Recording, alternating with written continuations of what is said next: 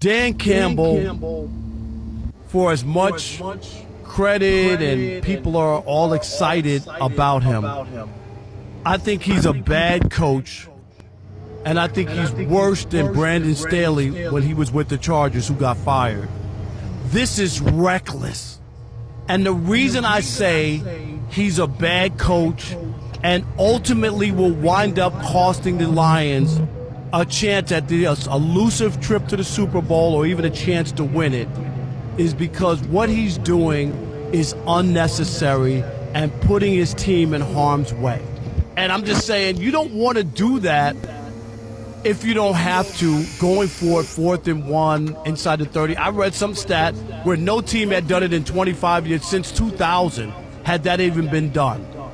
And again, you guys who, I understand Lions fans, and you're one of them, you love the guy because you endured all the terrible years, okay? I get it. And you're like, oh, they're on the cusp. And this is the guy, he's fearless and this and that. But if you're really honest, Dan Campbell cost you a trip to the Super Bowl last year with the chicanery and all of that. And he's going to do it again. He hasn't learned his lesson. This is unnecessary.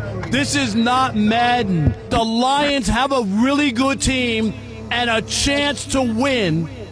And the 1 weak spot is Dan Campbell.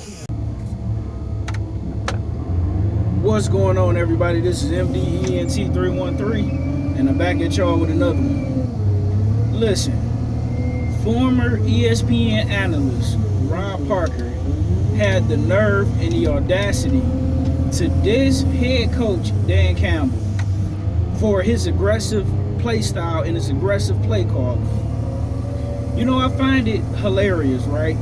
That anytime a head coach go for it and he get it, of course he's called a genius, and when he don't get it, he's called, oh, that was an idiotic move. That was stupid.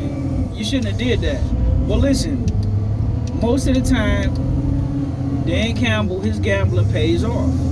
And I've seen other ESPN analysts pretty much have a negative take on Coach Dan Campbell.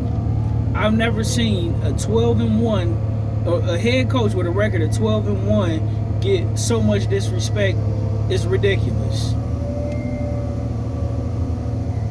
The Detroit Lions organization is trending upwards. And then he said, well, his aggressive play calling has cost the Lions the trip to the Super Bowl. No, our bad play overall in the second half cost us the Super Bowl. Jahmyr Gibbs fumbled. Jared Goff overthrew.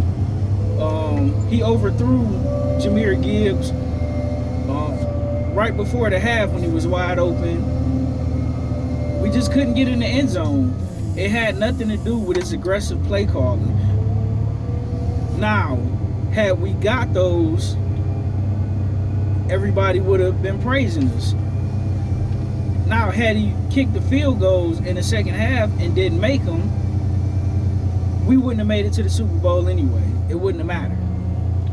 And who's to say under that kind of pressure, our kicker would have made the field goals? Point blank, period. Listen, Dan Campbell is a phenomenal head coach. Anytime you get your team to 12-1, how can you possibly be a bad head coach?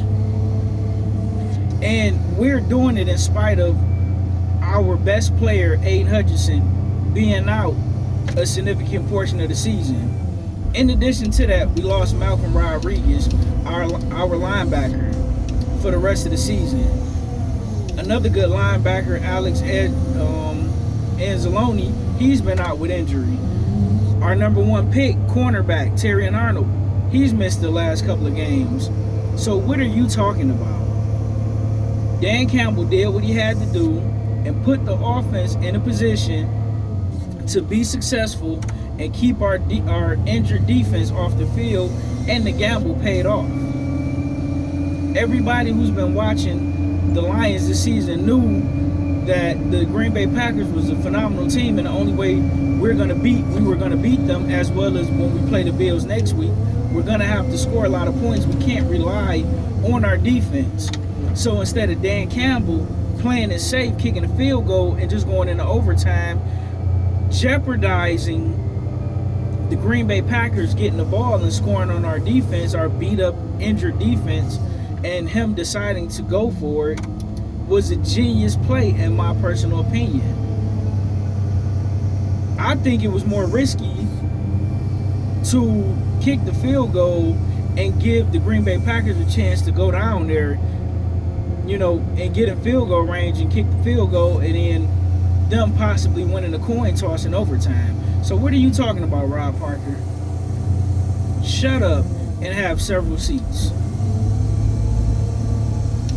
I don't hear you talking crazy about John Harbaugh, the Baltimore Ravens head coach, who started off the season phenomenally, but they lost 4 of their last 5 games. I don't hear you talking crazy about them. I don't hear you talking crazy about Green Bay, who got a decent team, but they're not 12-1. We already clinched a playoff berth in one of the best divisions in football, if not the best division in football this season. As far as I'm concerned, head coach Dan Campbell is coach of the year without a doubt. It ain't even close. And for any other coach outside of Andy Reid and Buffalo Bills head coach to be considered, or you know what, I give Nick Sirianni credit for the Philadelphia Eagles. The head coaches of the year should only be a 4-team race. Coach Dan Campbell, Buffalo Bills coach, because they're doing very well without a lot of the skilled players on offense and defense that they had last year. He would be my number 2 head coach. My number 3 head coach will quite naturally be Andy Reid. And number 4, as far as for coach of the year, would undoubtedly be the Philadelphia Eagles head coach. And to call Dan Campbell a bad coach is absolutely disgusting. Absolutely disagree with your take on this particular topic. But let me know what you guys think. Do you agree with Rob Parker? Do you think Dan Campbell's aggressive play style is going to come back to bite the Lions in the playoffs? Or do you think if we do lose, it'll be because we're missing too many phenomenal players on defense due to injury? Let me know what you think in the comment section. Like, share, and subscribe to the greatest sports show on YouTube. And with that being said, I'm out. Peace.